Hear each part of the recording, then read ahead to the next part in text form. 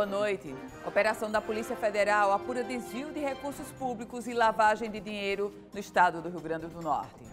Foram cumpridos 7 mandados de busca e apreensão e um mandado de prisão preventiva em Natal e Parnamirim.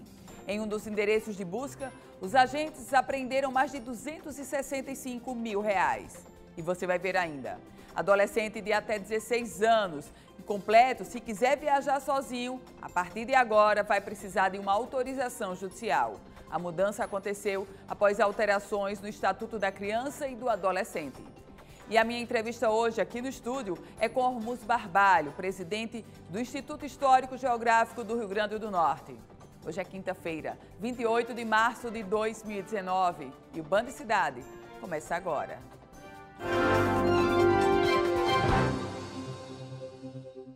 O Ministério da Justiça e Segurança Pública coordenou nesta quinta-feira uma força-tarefa de combate a crimes de abuso e exploração sexual contra crianças e adolescentes praticados na internet, denominada Luz da Infância 4. Foram cumpridos mandados de busca e apreensão nos 26 estados e no Distrito Federal. Aqui no Rio Grande do Norte, um homem foi preso em flagrante delito em sua residência, localizada no bairro de Emaús, em Parnamirim, por armazenar, disponibilizar e transmitir material pornográfico envolvendo crianças e adolescentes. No imóvel, foram apreendidos equipamentos de informática que serão agora encaminhados ao ITEP para exame pericial. O homem confirmou ser o responsável pelo material pornográfico encontrado no seu computador no momento da diligência. E o detalhe, essa foi a segunda vez que ele foi preso pelo mesmo crime. O suspeito já havia sido preso em flagrante no mês de junho do ano passado, mas naquela ocasião o crime era afiançável e ele foi liberado. É um caso a rever. Não foi a primeira operação realizada neste mês para combater a questão dos crimes praticados a partir da internet e da disseminação de imagens de crianças e adolescentes, crimes sexuais. É agora o momento, nesse ensejo de grandes operações, é o momento do Congresso Nacional discutir uma maior punição, uma maior pena para esses bandidos. Observem o caso desse bandido que foi preso lá no município de Parnamirim, no bairro de Emaús. Ele já havia cometido o mesmo crime ano passado e voltou a ser preso pelo crime. E por isso é hora de rever e defender uma punição muito mais rigorosa e acabar com essa história de crime afiançável quando se trata de um caso tão grave quanto esse, de afronta à dignidade da criança e do adolescente. A Polícia Federal, em conjunto com a Controladoria Geral da União e o Ministério Público Federal, deflagrou na manhã desta quinta-feira a Operação Tiro, que apura desvio de recursos públicos e lavagem de dinheiro no estado do Rio Grande do Norte. A operação cumpriu 7 mandados de busca e apreensão e um mandado de prisão preventiva em Natal e Parnamirim nesta quinta-feira. A ação investiga desvio de recursos públicos, dispensa indevida de licitação e lavagem de dinheiro ocorridos em 2016 no município de Touros. Em um dos endereços de busca, os agentes apreenderam mais de R$265 mil. De acordo com informações da Polícia Federal, a Prefeitura de Touros recebeu verba de emenda parlamentar no valor aproximado de R$270 mil destinada à aquisição de medicamentos. O contrato para a aquisição do material foi assinado com uma empresa sem licitação. Também não há registros da entrega desses medicamentos. E também nesta quinta-feira, a Polícia Federal deflagrou em Natal a Operação BIS, que visa combater fraudes contra o sistema financeiro nacional. 3 mandados de busca e apreensão foram cumpridos.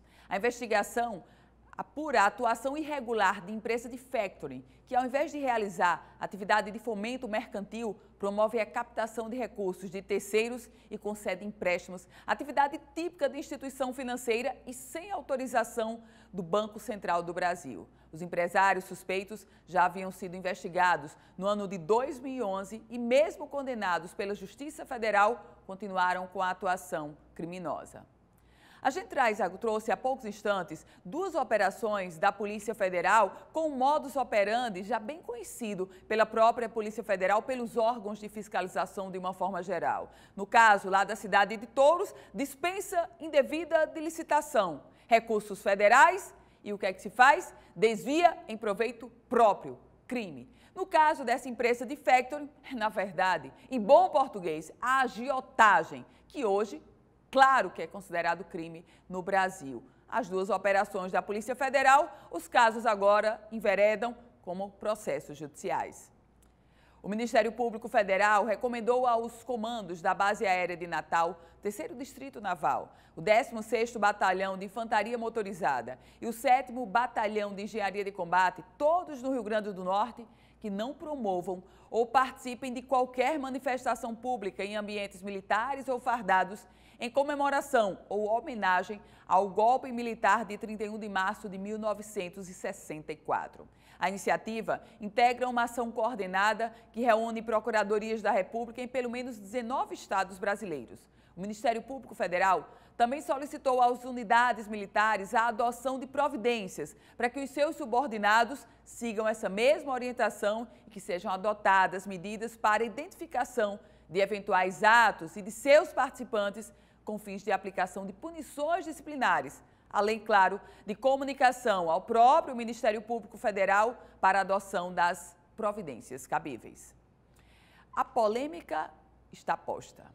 Comemora, não comemora, é golpe, não é golpe, no caso se referindo à situação do ano de 1964, marcado na história do Brasil. Não vou entrar nessa seara. Respeito um lado, respeito o outro. Agora o Ministério Público Federal entrou no caso e transforma em caso de justiça. Uma doença misteriosa tem preocupado os médicos. Após moradores do bairro do Tirol apresentarem os sintomas, agora em Ponta Negra foram registrados casos da doença que pode estar sendo transmitida pelo mosquito Aedes aegypti. Febre baixa, dores nas articulações, mas sem artrite, manchas no corpo com coceira, dor na planta do pé. A doença misteriosa que afetou moradores do Tirol chegou ao bairro de Ponta Negra. Por aqui já existem relatos de grupos de pessoas apresentando os mesmos sintomas. É uma doença absolutamente benigna. Algumas pessoas podem desenvolver úlceras orais, como se fossem umas aftas, e com exceção das pessoas muito idosas, acima de 95 anos, todas as outras pessoas têm se curado sem deixar nenhum tipo de sequela. A doença, com sintomas parecidos com o da chikungunya, está sendo investigada pelos infectologistas. Os pesquisadores da UFRN coletaram amostras de sangue de 73 moradores do bairro Tirol para identificar se há um novo vírus circulando na cidade, transmitido pelo mosquito Aedes aegypti. Se esses testes forem positivos, fortemente positivos para uma dessas doenças, a gente fecha e encerra a investigação.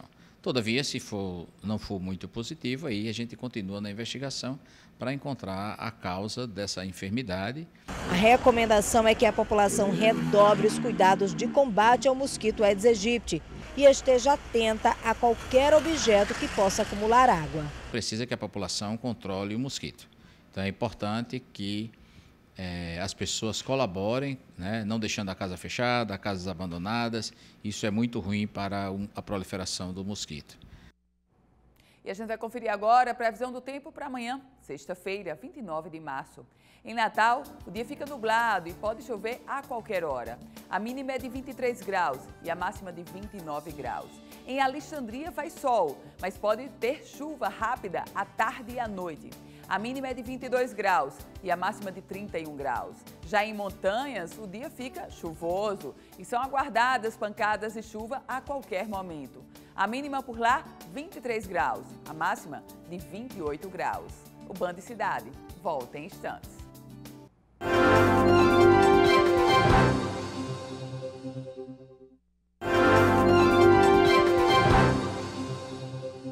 O governo do estado e a prefeitura do Natal irão concluir o pagamento das folhas salariais dos servidores amanhã. Enquanto o executivo estadual faz o depósito do restante dos vencimentos de quem ganha mais que R$ 6.000, que já recebeu parte dos salários no dia 15 de março, A Prefeitura do Natal paga a folha integral. O governo do estado, no entanto, ainda não tem previsão para o pagamento dos salários atrasados dos servidores públicos. Aliás, são 4 folhas que estão em abertas por parte do governo do estado, folhas deixadas pelo ex-governador Robson Faria.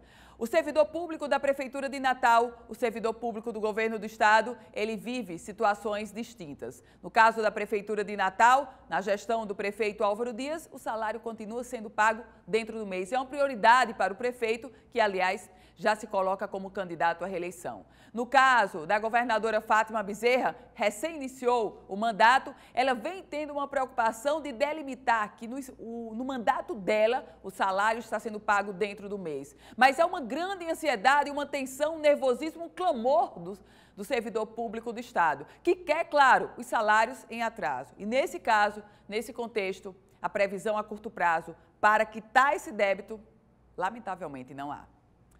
E a gente fala agora sobre política. Vamos direto a Brasília, conferir as notícias do dia no Congresso Nacional. Com a gente agora, Fernanda Martinelli. Boa noite para você, Fernanda. Olá, boa noite, Ana Ruth, boa noite a todos que acompanham o Band Cidade. Estamos de volta nesta quinta-feira, semana de debates acalorados, tanto aqui no Senado como na Câmara dos Deputados. Quem esteve ontem aqui no Senado Federal foi o ministro da Economia, Paulo Guedes, que tratou sobre a reforma da Previdência. Ele esclareceu que o governo pede celeridade na análise desse projeto e disse que agora a bola está com o Congresso Nacional, principalmente com a Câmara dos Deputados, que vai analisar a PEC numa primeira situação. Ele disse que a aprovação dessa proposta é fundamental para equilibrar as contas públicas. O governo federal, de certa forma, já acabou trazendo uma derrota com a aprovação da PEC que amplia o orçamento impositivo, e isso deve mexer no orçamento da União. Quem também esteve por aqui foi o ministro da Justiça, Sérgio Moro, que pediu para que os senadores comecem a analisar o pacote anticrime que ele trouxe em mãos para os presidentes da Câmara e do Senado da República. Já está na programação do presidente da Câmara, Rodrigo Maia, começar a analisar esse projeto ainda nesse primeiro semestre. Mas mesmo em meio a essas discussões da reforma da Previdência, os parlamentares estão cumprindo as suas agendas nos ministérios do governo federal. É o caso do deputado Benis Leocádio, que esteve em audiência com o ministro Marcos Canuto do Desenvolvimento Social para tratar sobre questões relacionadas ao Rio Grande do Norte. Nós estamos numa luta tentando salvar um contrato de repasse celebrado entre o governo do estado do Rio Grande do Norte, através da Companhia de Habitação do Estado, a SEAB, e o governo federal, através do antigo Ministério da Cidade, hoje Desenvolvimento Regional. E a nossa expectativa é que as justificativas apresentadas recentemente e aí por orientação da Caixa Econômica lá no Rio Grande do Norte, a gente possa ter a continuidade desse contrato que já leva mais de 10 anos, mas infelizmente o governo passado não vinha conseguido cumprir com o aporte de contrapartida da ordem de 5 milhões de reais para um convênio de 60 milhões, já tendo aplicado 12, restando 48 milhões, que vem atender 60 municípios do Rio Grande do Norte com a construção de 1.200 unidades habitacionais, através do programa Promoradia, com recursos do Fundo de Garantia e Tempo de Serviço, que a gente tem como uma meta prioritária, que sabemos da importância que tem a habitação para uma família que não dispõe da casa própria. É dignidade, é cidadania, e aí o nosso mandato está aqui trabalhando para que a gente tenha o desfecho, se Deus quiser, pela prorrogação desse contrato. Tá aí, portanto, ontem à noite também foi lançada a Frente Parlamentar em Defesa do Comércio e do Empreendedorismo. E na manhã de hoje aconteceu uma sessão solene em homenagem aos serviços prestados pela Polícia Federal no plenário Ulisses Guimarães da Câmara dos Deputados. De Brasília, Fernanda Martinelli, para o Band Cidade. Obrigada, Fernanda. No contexto local, esse pleito extremamente legítimo do deputado federal Benis Leocádio. No contexto nacional, Fernanda, embora essas prioridades do projeto da lei anticrime e do projeto da reforma da Previdência, o que pauta mesmo todos nós da imprensa é essa crise envolvendo o executivo do presidente Bolsonaro e o legislativo do presidente Rodrigo Maia. Uma crise que já provoca danos à própria economia do país. Afinal de contas, a Bolsa desce de ladeira abaixo e o dólar vai aumentando a sua cotação, reflexo da instabilidade da economia devido a essa crise entre os dois poderes. Aliás, estou sendo generosa falar de crise, desse bate-boca entre os dois poderes. Adolescente de até 16 anos incompletos, se quiser viajar sozinho, a partir de agora, precisará de uma autorização judicial. A mudança foi publicada no Diário Oficial da União, alterando o Estatuto da Criança e do Adolescente. Você acompanha agora por quê? Viajar com crianças e adolescentes sempre foi uma preocupação a mais, principalmente em seguir as leis sobre o assunto. Agora, os pais devem ficar ainda mais atentos com uma mudança no Estatuto da Criança e do Adolescente, proibindo o embarque em viagens interestaduais de adolescentes desacompanhados dos pais ou parente até 3º grau. Quem tem menos de 16 anos só poderá se ausentar da comarca desacompanhado se tiver autorização judicial ou se for na companhia de um parente até o 3º grau, ou por alguém adulto designado pelos próprios pais, autorizado, cuja autorização pode ser manuscrita, pode ser feita no computador em casa, sequer precisa reconhecer a firma. Segundo o juiz responsável pela coordenação estadual da infância e juventude do Poder Judiciário Potiguar, a mudança veio para evitar crimes cometidos contra esses jovens. Ele poderia viajar para qualquer parte do Brasil, desacompanhado, sem autorização judicial, sem autorização dos pais, e isso naturalmente é do conhecimento de todos que colocava em risco a própria vida dele. Dentro de um bojo de uma outra legislação que prevê ou que preocupados com a exploração sexual, com o abuso e outras violações de direito, o governo federal decidiu alterar a legislação para dizer que o mesmo tratamento que se dá à criança nas viagens também será dada ao adolescente agora até 16 anos de idade incompletos. A Agência Nacional de Transportes Terrestres enfatizou que mesmo com a alteração na lei, crianças menores de 12 anos ainda precisam apresentar documento oficial com foto para embarcar em ônibus interestadual. O magistrado acredita que essa alteração na lei irá demandar ainda mais o Poder Judiciário, mas é uma forma de controle necessária. Agora há uma segurança maior, então vai dar mais trabalho, mas por outro lado dá uma estabilidade e uma segurança maior, não só para a criança e o adolescente, mas para a própria família e o sistema de segurança e de proteção à criança e ao adolescente. E agora eu tenho um recado para você. Todo mundo sabe que o mais importante na vida é ter saúde, não é verdade? Porque com saúde a gente conquista o resto. E a melhor opção para você ficar tranquilo é o plano do Apvida. Hoje, a maior operadora de saúde do Norte e Nordeste cuida de você, oferecendo modernas unidades de atendimento e tecnologia de ponta. No Apvida, você ainda conta com cobertura odontológica, com clínicas credenciadas em todo o Brasil. Quer mais segurança do que isso? Garanta medicina de qualidade pelo melhor custo para toda a sua família. Ligue agora e fale com o atendente no 84-3220-5021. Eu vou repetir para você anotar. 84-3220-5021. Apvida é a solução completa para você sempre ter o mais importante, uma vida plena. A Apvida faz bem para você. E no próximo bloco, nós vamos conversar aqui no estúdio com Hormuz Barbalho, presidente do Instituto Histórico Geográfico do Rio Grande do Norte. O Band Cidade volta já.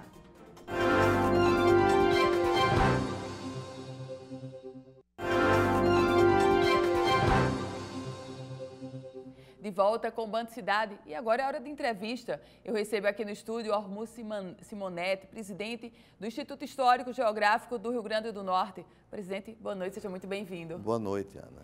117 anos do Instituto Histórico Geográfico. Qual o balanço que o senhor faz de uma história tão longa quanto essa, presidente? O balanço é muito importante. Nós somos o guardião da memória do Estado. Nós passamos pela situação de República, Império, e nós estamos hoje com 400 anos de histórias guardadas dentro do Instituto Histórico, entre documentos, livros, manuscritos, tudo isso nós guardamos e guardamos bem guardado, naturalmente. Presidente, quantos sócios o Instituto tem hoje? Nós temos 170 sócios hoje efetivos, né?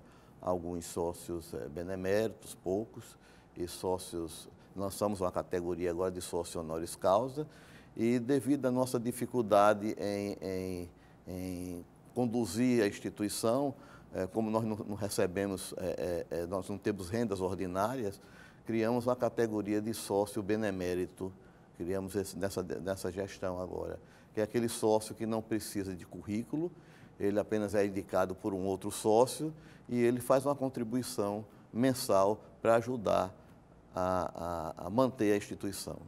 Um detalhe interessante, o senhor fala sobre essa questão de sócio quem pode ser sócio do Instituto Histórico Geográfico, presidente? Com exceção do benemérito, que não precisa de currículo, precisa só da indicação de outro sócio. Que é esse que contribui financeiramente que contribui financeiramente. Né? O sócio, ele precisa ter alguma publicação, publicado algum livro, alguma coisa nesse sentido, não é? E ele leva o currículo dele e tem uma comissão de avaliação. Então, essa comissão avalia se a pessoa poderá ingressar nos quadros de sócio.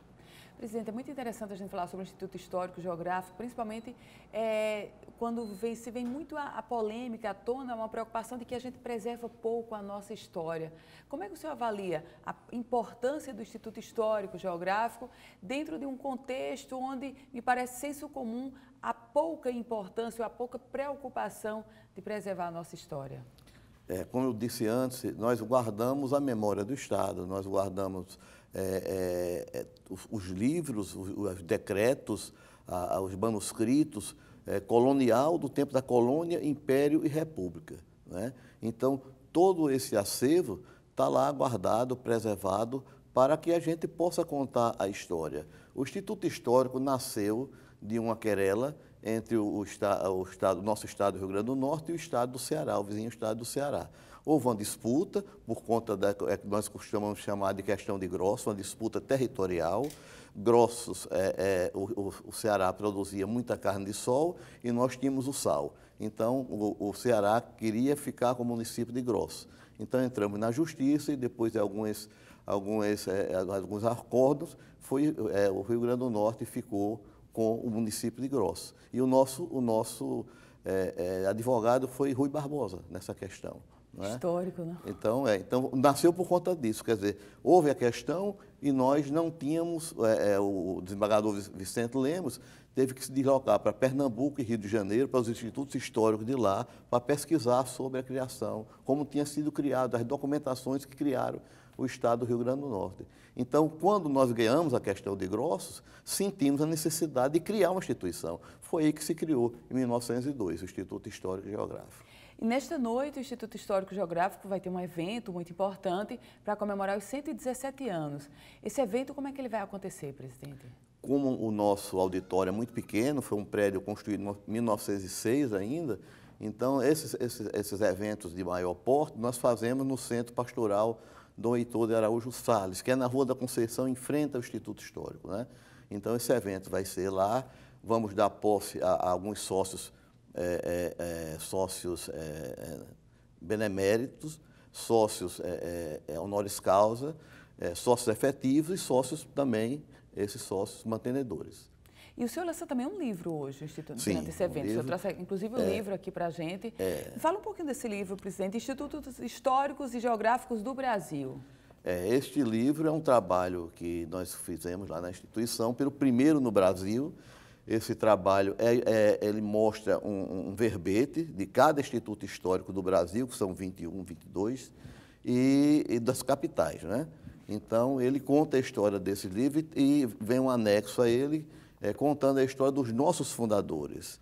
Esse livro está sendo lançado hoje, ele está indo para todos os institutos históricos do país, interior e capital, Estado de São Paulo, Rio Grande do Sul, Rio de Janeiro, tem muitos institutos históricos, Minas Gerais, nos interiores, né?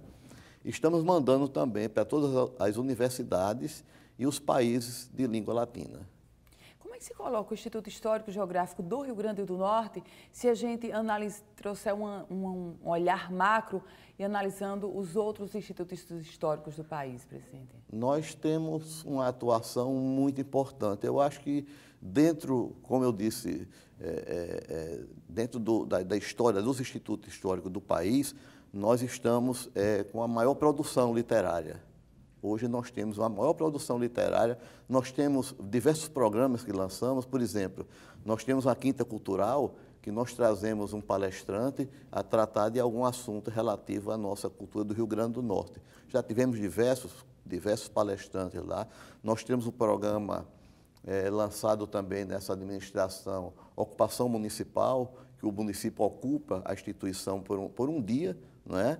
E ele traz o seu artesanato, suas danças, as suas comidas, né? E ocupa ali o Largo Vicente Lemos, que é um largo ajardinado que nós temos de lado, e disponibilizamos a Biblioteca Dorian Grey Caldas, para esses artistas expor os seus quadros por até um mês. Presidente do Instituto Histórico e Geográfico do Rio Grande do Norte, Hermo Simonetti, parabéns pelo trabalho. Muito obrigada, presidente. Sucesso nesse evento de hoje. Nós agradecemos e convido as pessoas a participarem logo mais às 19 horas dessa grande festa lá da nossa cultura. Muito obrigada, presidente. E o Band Cidade vai ficando por aqui. Se você quiser rever essa entrevista, você acessa o politicaemfoco.com, um site especializado na política do Rio Grande do Norte e do Brasil. Sua companhia agora é o Jornal da Band. A gente volta a se encontrar amanhã. Excelente noite para você.